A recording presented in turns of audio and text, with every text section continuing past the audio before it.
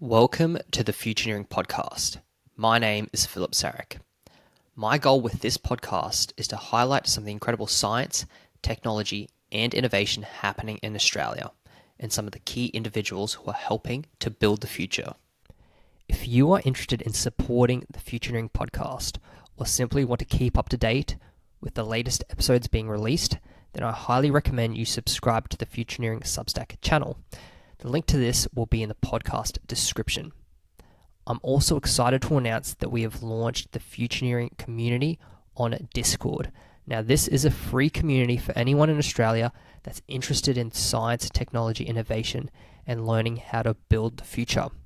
This is where me and others will be hanging out, spreading ideas, talking science, talking technology, talking how to build really valuable products that impact the future of humanity.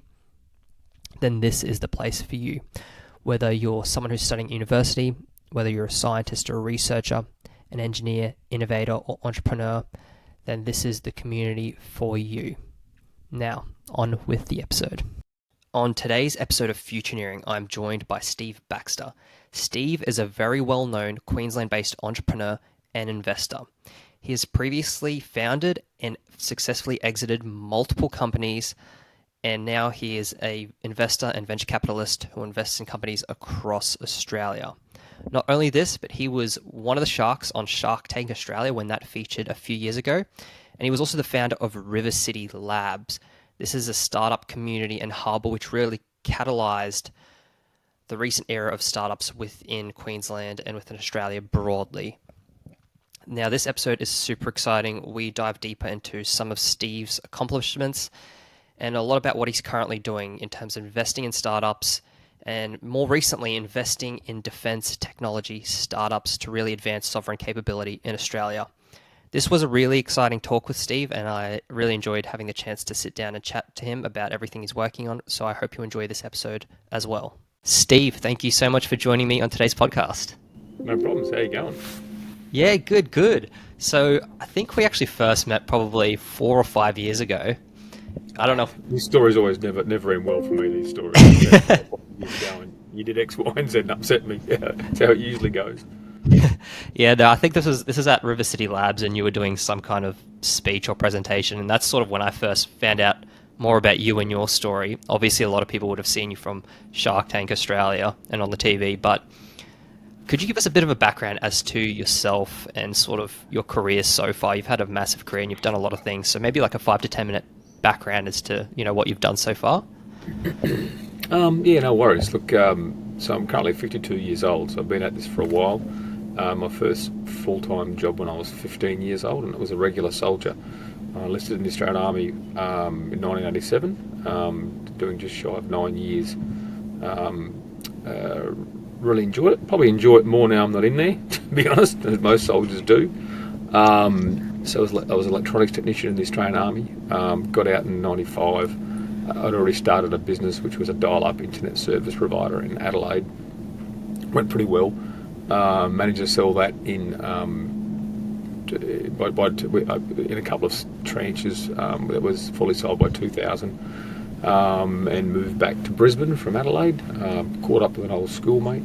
And we started a business called Pipe Networks, which was a wholesale telecommunications carrier. Did lots of sort of things that are a bit weird then, it's not so weird now. Yeah. Say again? Yeah. We listed that company on the ASX in 2005. I actually left there as a full-time executive in 2008 and went work with Google in California for a while. I remained on the board of Pipe Networks. That company was acquired by telecom in sort of late 2009, but it settled in 2010. And since then, I've been an investor in early stage entrepreneurial projects in around the world, mostly in Australia. For my sins, I saw there was a few gaps in the market in Brisbane. I live in. I find it really weird though. Some people meet me and say, "I had no idea you lived in Queensland." I'm like. At the same time, I was really loving the TV show. I had no idea you lived in Queensland. So, well, did you actually watch it? Because that's all I spoke about on the TV show, basically. But so I saw a few gaps. I helped started a not-for-profit co-working space called River City Labs, which is where I'm sitting now. Actually, to be honest, we're in River City Labs right now. Our new business, Beaton Zone Ventures, has got an office in there. So along the way, that was a lot of fun. It was a lot of frustration, a lot of fun, probably in that order. We did something called Startup Catalyst as well, which was an outbound entrepreneurial enablement program where we sent mostly young people overseas to other ecosystems, primarily Silicon Valley, to make them unemployable, to make them want to actually start their own business, essentially. Sold River City Labs in 2018 because I knew there was a global pandemic about a year away. No, I didn't know that, but it was a bit of a genius decision anyway. Started a business called TEN13, co-founded a business called TEN13, which is a highly aligned tech startup syndicate investment service. We've got 650 investors, about 44 investments. Overall, I've got 78 investments that I've made since 2011. Actually, we had a couple more settle since it, probably close to 80 now. There's always a couple in flight, and some don't work out, so it's a little hard to get that exact number. And more recently, I've been working with the Australian Defence Force broadly in their innovation scene, mostly the Australian Army, but and from that I saw some opportunity in there to, I suppose, introduce private capital into early stage defence innovation businesses. And that's what we're doing now with Beaton Zone Venture Partners, which is the latest thing that I've started. You think I'd learn? I've started too many things. No, that's incredible, and I love that story, and we'll definitely get deeper into sort of your work with Beaton Zone Venture Partners and defence, because that's something I'm super passionate about as well, and the area that I work in at the moment. So yeah, River City Labs are very interesting because you founded that, and that's basically the startup hub and sort of what catalyzed, this entrepreneurial thing happening in Queensland. So it's incredible, and that's a place where people can go to sort of, meet other entrepreneurs. There's always presentations and things happening there, so it's a really exciting ecosystem, I think, that you've built there. I think it's very important to sort of say that I was just the old guy on the side cheering people on. I mean, any success that's come out of Queensland has come from the people who've risked it all, and many who haven't succeeded, and many who have. So I'm just the old guy living vicariously through young people trying to start businesses. So don't make too much what I've done. Yeah, absolutely. And so a lot of people, obviously, as I mentioned earlier, would know you from Shark Tank Australia, which aired, I think, a few years ago. Are there any interesting takeaways or insights that you got during your time on that program, especially in terms of like entrepreneurs from Australia? Yeah, look, it's Shark Tank was a massive honour to be allowed to do. It was a lot of fun, and we did it for 4 seasons. They're just coming up with season 5 soon. We've all been fired. We never got told we were fired. They just fired us. We did a press release announcing the 5 new sharks, and it was none of us. It was hilarious. First time I've been fired since I was 17. About time.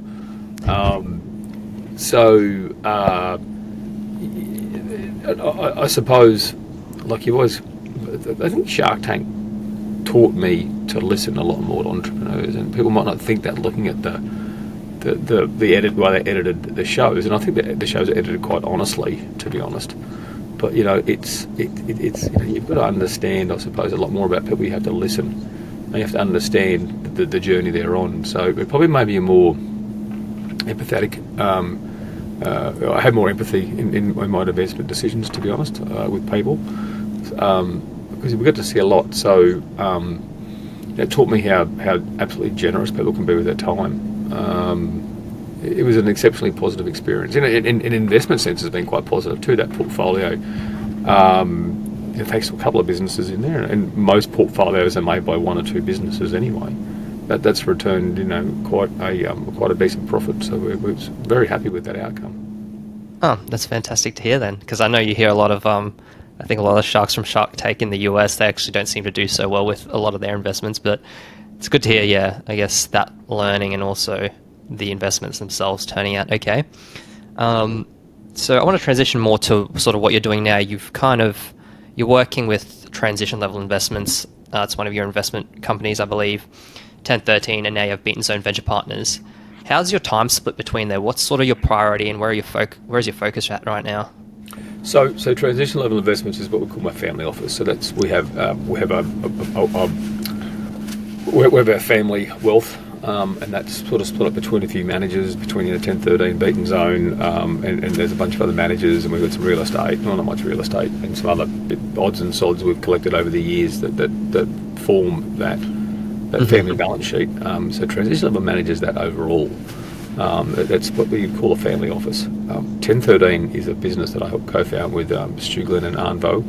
And that's and they're doing a great job running that. I was the 3-day-a-week executive chairman, and I don't think you should be an executive chairman sort of hanging around and making life hard for the CEO.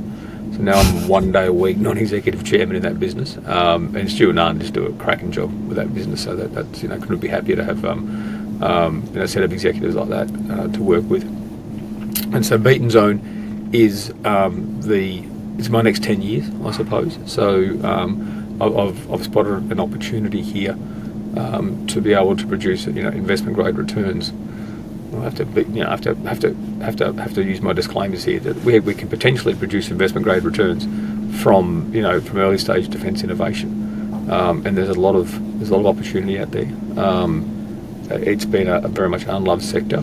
There's lots of things going for it at the moment. Unfortunately, there's all sorts. We call these things tailwinds. This disgraceful situation in Ukraine.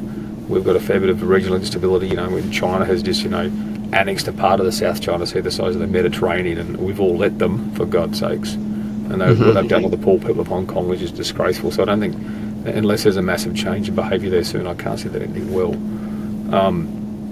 So there's all these tailwinds out there and thanks to years of mishandled investment in the Australian defence innovation scene, there's an opportunity where Beaten Zone is there primarily to exploit. The other thing, I got involved with defence in 2016 or 7, I can't remember anyway, about 8 years ago. I started getting involved with the defence innovation scene. And the one thing that struck me was that a lot of the entrepreneurs in this space they're demonised by the community, to be honest. Banks who won't give them a bank account because their business sounds a bit dangerous. And this whole ESG undercurrent, which I think is just an absolute societal pox. ESG, it's terrible. So they tend to be demonised. And I wanted to... I'm a huge fan of you either have a business or a charity. You don't have in between. So Beaten Zone is a business, but it has as a part of its... one of its sort of tertiary aims to be to lionise these entrepreneurs, not demonise them. So these people are doing something hard. Any business where you create a product that you need to ship is harder than software, so it's a hard business in general. These entrepreneurs tend to have a fair bit of community disdain because we shouldn't need defence articles and soldiers in our lives. Unfortunately, human condition says we do. They are viewed with a little bit of suspicion, I suppose. So I want to lionise these people and not demonise them. So like Beaten Zone Ventures, if you research the word Beaten Zone, the Beaten Zone is the part of the battlefield where all the bullets land. Right? There are some more lethal places you can stand, but not very many. So we not so much want to normalise violence. We want to sort of say that the people we invest in create things that will keep this country safe. I think defence of the realm is a very is a societal good. So we want to stand with them. We want to sort of say, hey, on the tin is what we do. We don't mind backing things closer to the front of the gun than the back of the gun. That being said, we have very few weapons in what we do. It's mostly supports. It's mostly things that support the warfighter, that support in reconnaissance or training or something along those lines. So we don't just do lethality, we also do survivability. So survivability is easy. It's the opposite. It's protecting us from the enemy's lethality. So if lethality is about our weapons, survivability is about protecting us from theirs. So and we've got lots of great body armours and even like coatings and paints and stuff which have got some very unique properties with respect to camouflage, which is quite nice. So it's not all the sort of really hairy, war-y stuff. And I hope it goes without saying that we never want to see these things fly. I mean, that's fly in anger. So we, I can't think of anything worse than engaging in a modern war. And I think we're seeing the tragic sort of outcomes in Ukraine. But you don't keep out of a war by being unprepared. You keep out of a war by being prepared. And I've got 3 young kids I don't want to see in uniform. Yeah, absolutely. No, I love your thesis with Beaten Zone, and I love a lot of what you're saying there. I think, yeah, lionising entrepreneurs and engineers to actually want to build things in the defence space and not, being shunned by society at large. I think that's a big thing, and I think the tide is starting to language too. We've got people who pictures things that they call high-speed humanitarian delivery vehicles. It's a missile, and that's how they have to actually talk about it, so they can get people to return their phone calls. Or like, yeah, right, that's pretty high-speed humanitarian. That's going to. So none of these things are nice, and polite society shouldn't have them. But the human condition is to some degree we have not seen the end of war yet, right? Only the dead have seen the end of war, unfortunately. So, but let's just normalise this. We can do this right. We can end up with an amazing sovereign defence business. We just went through 2 years of the most stupid overreaction to COVID ever. But that one thing that did was it actually proved the extent of globalisation, and that when there's an emergency, countries, as they should, look after themselves first. Unfortunately, we just made less here than we used to, so we're at the back of the queue for supplies of all sorts of stuff. So it's given us a real moment. We could treat this moment as an absolute opportunity and say, well, let's actually turn around and actually have all sorts of sovereign manufacturing, including defence manufacture, here. I really want to sort of help lead with others, help lead the charge to embrace that and to see that come true. Yeah, absolutely. No, I agree. I think, we need to bring back sovereign manufacturing and, make sure we have the supply chain and sort of the supplies ready for anything that could happen. So you mentioned you're not only investing in lethality systems, you're also investing in survivability systems. I'm assuming a broad range of technologies that people are working on that you're potentially investing in. Are you able to, at what stage and level are you guys investing in? Is it pre-seed, seed? Are you able to talk about the check sizes as well? Yeah, we are. Look, there's a lot of throwaway terms in this space. We call ourselves early stage investors. Okay. One of my throwaway lines is we'll do from TRL -6 to TRL 6. Early stage is such a throwaway rubbish term in our business, but it's sort of good too. So it gives you a fair bit of latitude. You get a fair bit of left of arc and right of arc if you know those terms. We are raising a $60 million fund, which we will probably do 20 investments over 3 to 5 years. The minimum check size would be probably $500,000, and that would be in a larger round of maybe $1 to $2 million. At the early stage of investment, the investment rounds tend to be pretty clubby. You tend to have family and friends. You tend to have a few angels get together, and they're quite collegiate. No one knows whether this thing's going to work or not. So the sharp elbows don't come out. It's when the businesses start working and everyone can see that this is going to be a good thing. Everyone tries to buy more of that prize. But at the early stage, they tend to be quite clubby. So you're not going to, if you've had a whole bunch of angels help get this thing to the point where it is now, you're not going to want to exclude them. I mean, you've actually got to respect previous investors' capital, and not enough VCs do that. Actually, it's terrible in our industry, to be honest. So up to I think that the average probably entry level check for us is probably going to be about $2 million Aussie, and we a lot of businesses transact in USD. And I think a follow-on, we've modelled a couple of follow-ons and sort of to in our documents we say up to 10, but I think it'll be about 6 to 7. Might be a couple of follow-ons there. So that's a long answer. I do apologise, but it's there's no, anyone gives you a short answer is a maniac. Yeah, no, that's great. What about, are there any gaps that you can see, particularly in defence domains, so technology gaps that you think people should be looking at or entrepreneurs should be looking at building? Gaps is interesting. Look, I've seen some things that we won't touch, to be honest. That we're very hesitant to touch. I'm very hesitant to touch cyber. There's a lot of investment in cyber at this point in time, and there's a lot of crossover on cyber to the military and civilian sort of network defence space. So there's no market problem in cyber.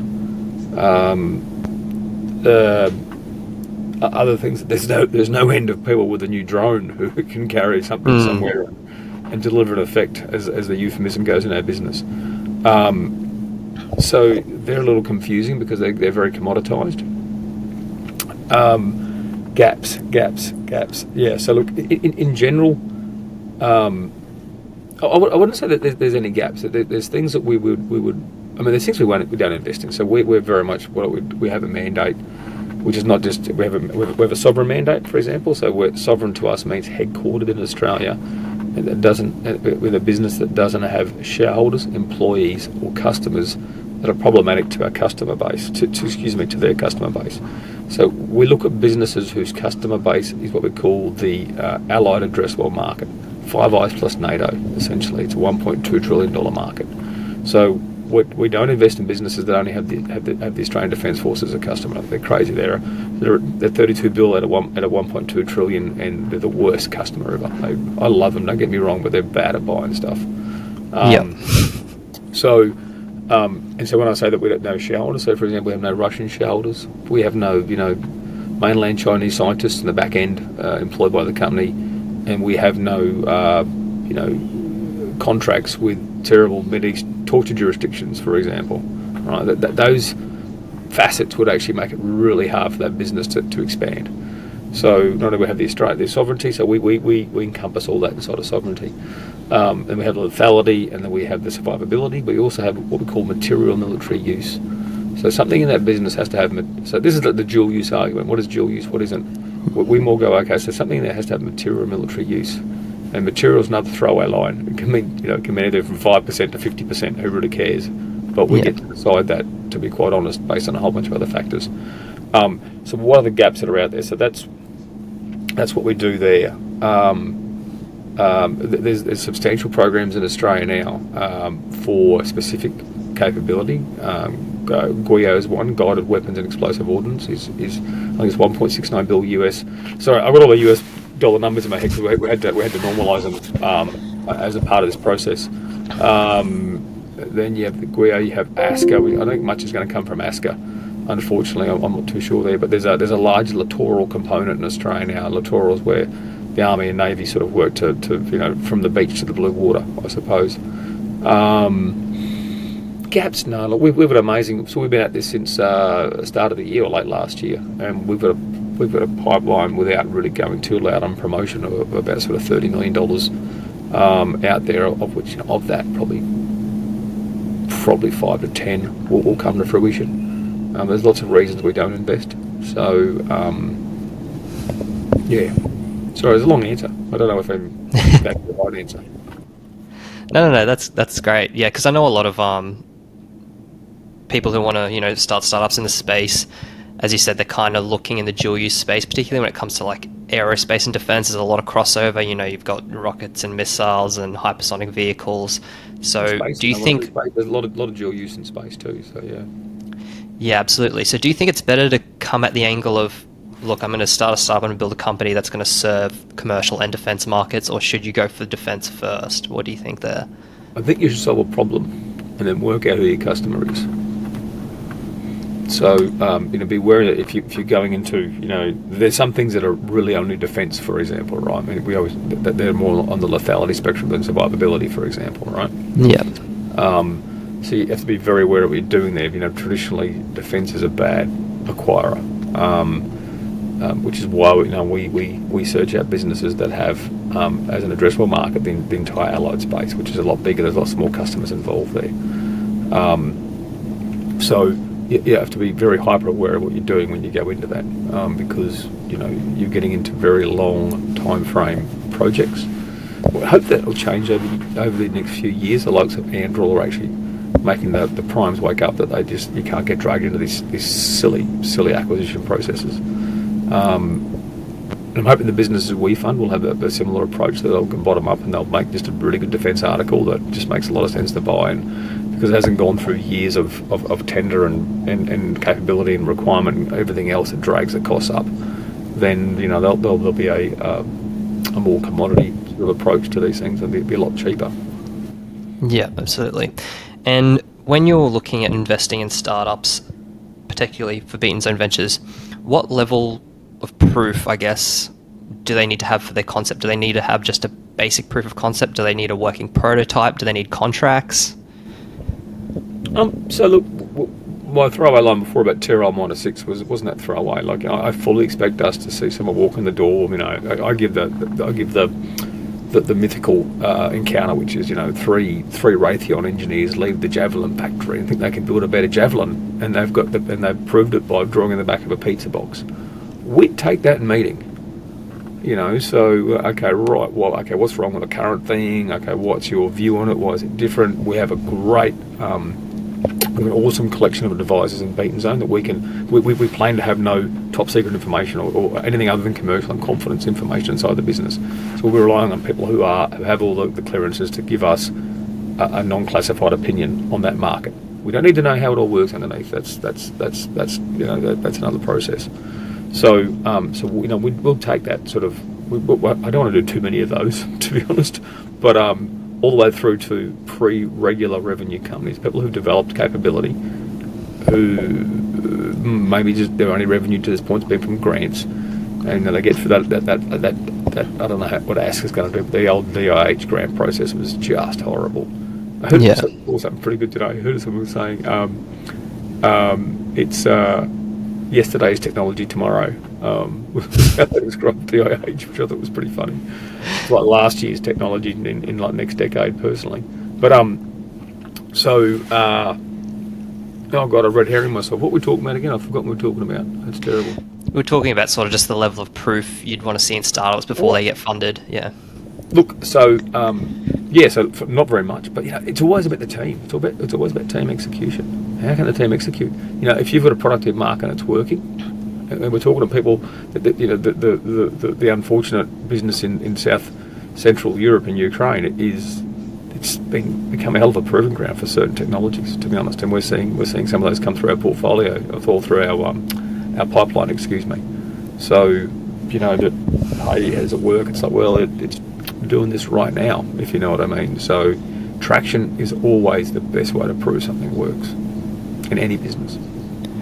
Yeah, I love that. And in terms of like getting that traction, particularly around validating ideas in the defense space, I find that could be potentially difficult because, if your customer is defense, then how are you going about validating these new technologies you want to build or this new product you want to build? It seems a bit hard.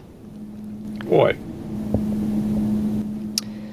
Well, how do you get sort of a new concept or a new product in front of customers? If you've got a new some sort of thing that's going to carry an effect, if you've got something's going to carry explosive, you can test it without the explosive, for example. Yeah. I know of a business here that I can say here. What can I say? They had the requirement for a large testing range and couldn't afford or wait for UMRA, so they went out and spoke to 15 cowcockers at the back of Queensland, and they've got their own testing range. If you want to do it, you'll do it. People come to me and give me excuses, but it's defence. It's I can't do it unless I've got cooperation with blah blah blah Army or Navy. I'm like, really? Just put it in the water and test it. Build this thing, build the ugly prototype, see if it flies, and that's how you do it. No, I don't accept that as rationale. Okay, great. So yeah, just go out there and actually build something and test it. Yeah. The worst thing that's going to happen, it's not going to work. You'll fix it, and hopefully the second one will work, and then it'll work. I mean, just. Yeah. I mean, it can be that simple for sure. What are some key traits you look for in founders and entrepreneurs? Look, it's always the team. So we're talking about the team here. Primarily in the founding team, can they execute? Can they actually build and do what they say they're going to do?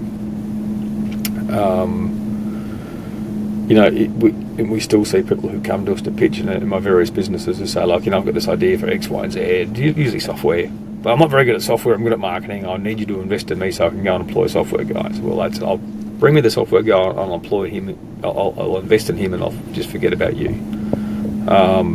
So executionless entrepreneurs aren't worth it, and they've got to be clever. I mean, that how you judge that varies, but smart people don't do dumb things for very long.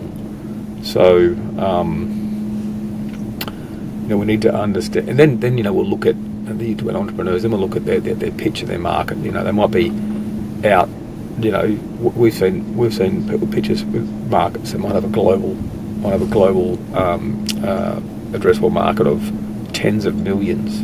We're like, guys, that's not worth pursuing. You're a feature for this is a feature for somebody else's product. So it's got to be when we look at what we invest and the return we're going to get, we have to understand, are they pushing into a big enough market for that to become reality? Yeah, absolutely. No, that's great. Zooming out a bit, I want to talk a bit more about the commercialization landscape in Australia in general. That's sort of something I'm very interested in and passionate about. Do you think, well, firstly, what are your thoughts on this commercialization problem that we have in Australia? And do you think we can be doing a better job of sort of bridging the gap between academia and universities and entrepreneurs and sort of getting IP out of these research organisations? Yeah, look, anyone who follows me knows that I'm no fan of universities in their activity in this space. In fact, I think that if governments are looking to solve something in this space and they give money to universities, I think it's better spent with the homeless man of Fortitude Valley. They just continually mishandle the opportunity and distort markets. So I'm not a huge fan of it. And there'll be examples, people will write to me and say, yeah, but this, because 1 out of 10 things works, it doesn't mean we should do the other 9. When it comes to public funding, excuse me, I'd leave that to private money. I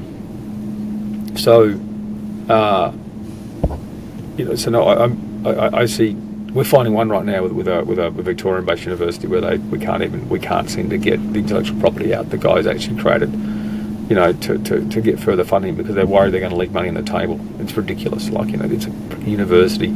They have their entire remit is through government fiat. For example, they get the people that go there either are underwritten by HECS or there's grants that come out of the government or other people, and all the university's done is put a roof over this person's head, and they expect to have some genius. They expect to own the intellectual content, the intellectual output from these people. I find it offensive, to be honest. Yeah, absolutely. It is a major. I could rant through about universities. I think that they've got their place, and they often overstep it. They usually overstep it.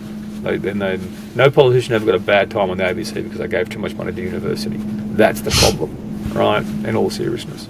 Otherwise, commercialisation was a bigger question. There are good schemes in Australia. There's Commercialisation Australia. I was on the board of that. It's now called Accelerating Commercialisation, I shouldn't say. When I was on the board, it was called Commercialisation Australia. They had a change in government, so they changed the name. Typical. And then you have the things like schemes like the R&D tax incentive, which is a good scheme. And then you have investment incentives such as ESIC and ESVCLP, which will encourage early stage money into this market, which is great. Yeah, absolutely.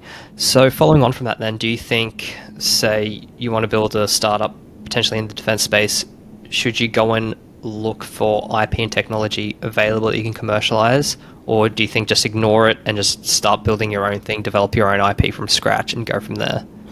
I was in Washington back in May, and there was this thing called the Offset Symposium, some sort of investment firm called Second Front. That was a pretty good day.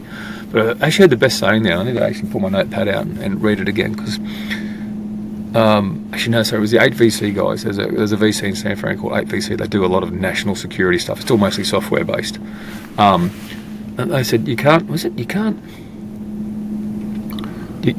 fit a good business on entrepreneur. I want to say so. It's really not that common where you see an entrepreneur go, right, I want to get in business. I'm going to go find some IP to get in business with. And go, how the fuck does that work? Yeah. So someone else has created it's their passion project, and you're just going to go and rent it?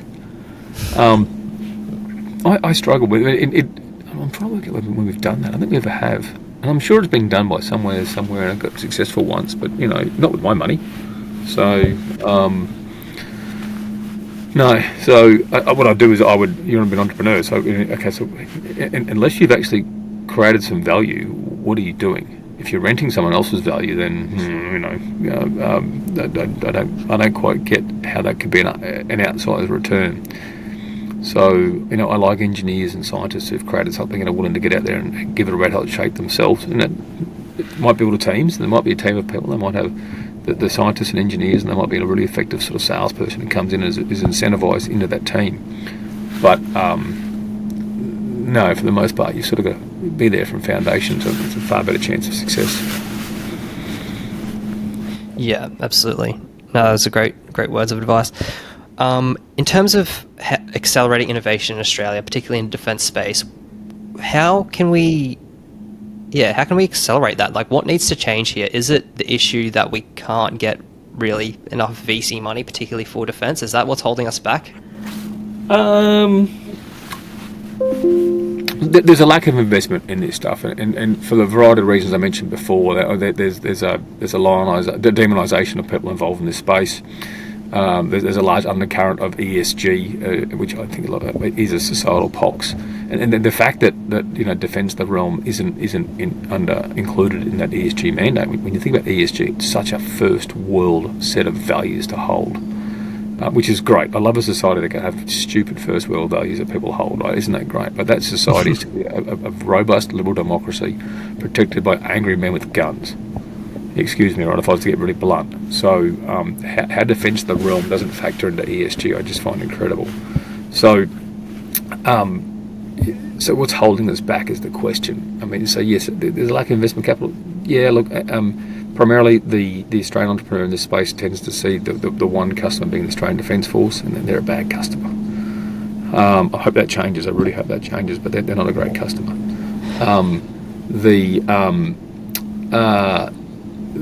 The other good point here, which I've just forgotten, what did I say? I talked about the Australian Defence Force, but the customer. So we have there are valid issues around what we call ITAR, which is the International Treaty on Arms. Something is an international treaty on. Basically, you can't smuggle secrets and weapons across borders. Yeah. And that's quite restrictive. That will open up. AUKUS will mean we have a hell of an opportunity in the world, because it's a US-driven thing, ITAR, and that will open up because we're going to build nuclear submarines here, and there's going to be technology transfer. So that there has to be a liberalisation in that arms technology transfer sphere, which I think will be really, really quite positive. So, but that's holding us back a little bit at the moment. But for the most part, like I said, it's a $1.2 trillion allied addressable market out there. People who want to build stuff in Australia can do that, and they've just got to get overseas and sell it. Australia's a $32 billion customer in a $1.2 trillion market. Go somewhere else. Yeah, that's an interesting point, because I do know a few defence entrepreneurs who've started their own startups, and right off the bat you see them getting contracts, with the US or with the UK, because it's just easier and they actually fund sort of our ideas. Are you with you're with the Yatla business, aren't you? Is that right? No, not myself. No. Okay, right. Sorry. I'm thinking. I know there's a. Yeah, look, it is. I mean, I know plenty of people who do exceptionally well. They ignore the Australian market. The best way to sell the Australian Defence Force? Sell it to a Yank or a Pom and come back here with a funny accent, and then sell it back to us. And so culturally, I think, and this is actually probably through our larger enterprises in Australia as well. Culturally, we don't take risk on smaller companies, and that's not good. We need to actually adjust that. Yeah, definitely is a bit of a cultural issue, hey, and just building up that ecosystem so we can take those risks and we feel comfortable taking those risks. What about in terms of getting funding from the US? Do you think that's also a good option, getting VC funding from the States, or should we look more locally? Well, if you can find a VC, I mean, we're one. There's a couple of others out there. There's some families who are active in this space. It's a little harder to find. Funds pool capital on behalf of multiple investors, so a little easy to approach. Rather than approaching the 10 investors, you can approach one fund who has those 10 investors. So it's just that's how it operates. Look at the US. Yeah, I mean, there's been some.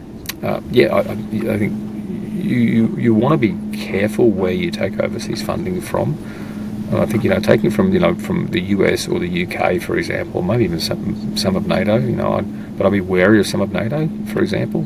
Turkey, for example, is one, which would be problematic. Not that I see many investors from Turkey, but I'm just going through the laundry list of countries in my head. But you'd think it'd be a lay down misère to take an investment from the US or a UK-based investor. Yeah.